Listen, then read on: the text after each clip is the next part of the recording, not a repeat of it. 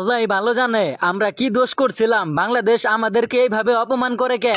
আরে বেটা, আল্লাহ জানে মানে কস কি? তোরা জানোস না তোরা কি ভুল করছিলি? না না ভাই, আমরা কোনো ভুল করি নাই, তোমরা আমাদের সাথে যা করলা এগুলা উচিত না।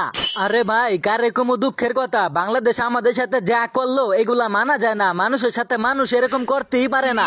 আরে বেটা, একটা কথা আছে না, অহংকার পতনের মূল। তোরা অহংকার করছিলি তাই আজকে তোদের পতন হইলো। আরে ভাই, কি অহংকার করছি আমরা? আমরা কোনো অহংকার করি নাই। অহংকার করস নাই মানে তোরা বাংলাদেশে ছোট করে দেখছিলি, তোরা প্রথম ম্যাচে 400 রান কইরা ডিগলার দিয়া চিন্তা করছিলি, বাংলাদেশে কিছু মনেই করস নাই তোরা। তোমরা ছোট দল, তোমাদেরকে ছোট ভাবুম, এটাই তো স্বাভাবিক। আরে বেটা, এই কারণেই তো দেখাইয়া দিলাম অহংকারের ফল কখনো ভালো হয় না।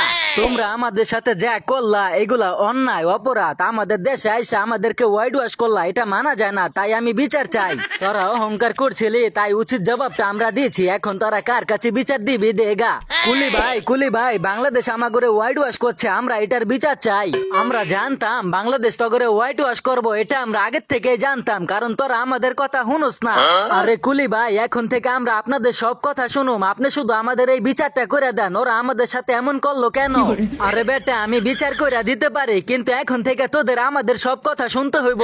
আচ্ছা ভাই, এখন থেকে আমরা আপনাদের সব কথা শুনুম, তারপরও আমাদের বিচারটা করেন। বাংলাদেশ আমাদের সাথে অন্যায় করছে তাই বিচার চাই। কি ব্যাপার বাংলাদেশ, তোমরা পাকিস্তানের হোয়াইট ওয়াশ করলা, এই সাহস তোমরা কই পাইলা? দেখ বেটা কুলি, তুই কি কইতাছস আমি বুঝতে পারতাছি না, আমরা তো ওদেরকে হোয়াইট ওয়াশ করি না, আমরা ওদেরকে বাংলা ওয়াশ করছি। কিন্তু ওরা তো আমার কাছে বিচার দিল তোমরা নাকি ওদেরকে হোয়াইট ওয়াশ করছো।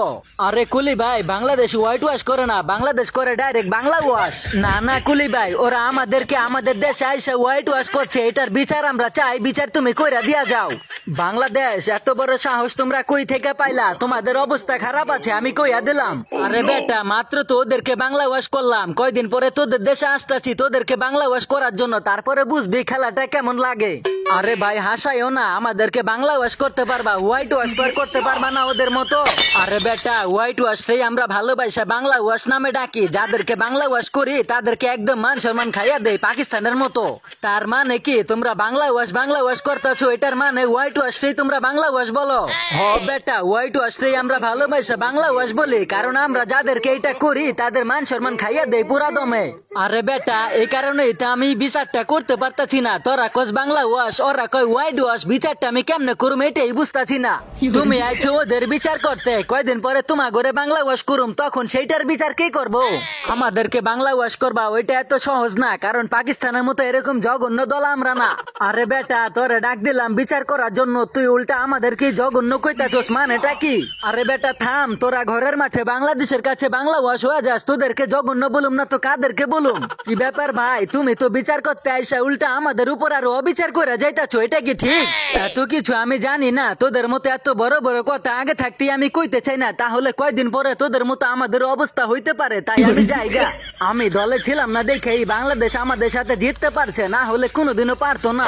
আরে বেটা, আমি যদি দলে থাকতাম তাহলে ম্যাচটা আরো 2 দিন আগে শেষ করে দিতাম, এত দূর আসতে দিতাম না। আমি আছিলাম না দেখেই তোমরা জিততে পারছো, এত বড় কথা কইও না।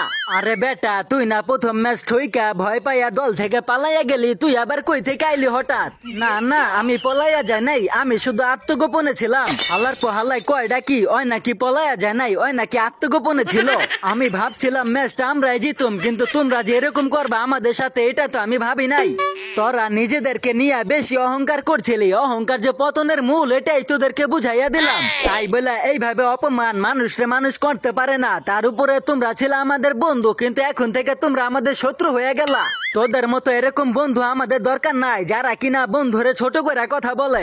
সবশেষে একটাই কথা, অহংকার যে সবসময় পতনের মূল, এটা পাকিস্তানকে দেখেই সবার শেখা উচিত। তো আজকের মতো এই পর্যন্তই, দেখা হবে পরে কোনো মজার ভিডিওতে, সে পর্যন্ত সবাই ভালো থেকো। নতুন নতুন ভিডিও পেতে চ্যানেলটিকে সাবস্ক্রাইব করে সাথেই থেকো। ধন্যবাদ।